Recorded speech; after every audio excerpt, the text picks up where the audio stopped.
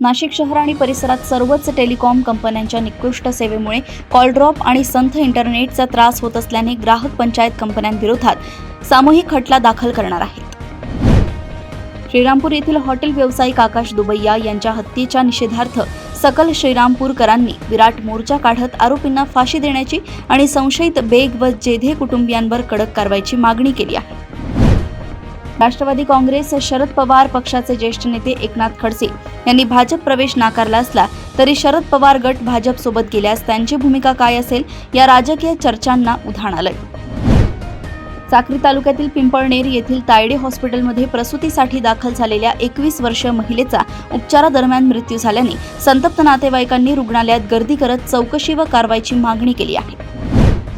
पावसाळ्यात मुसळधार पावसामुळे निर्माण होणारी दळणवळणाची अडचण लक्षात घेता नंदुरबार जिल्ह्यातील लाभार्थ्यांना ऑगस्ट ते ऑक्टोबर 2026 या 3 महिन्यांचे रेशन धान्य 31 ऑगस्ट पूर्वी एकदाच आगाऊ वितरित करण्याचा निर्णय घेण्यात आलाय.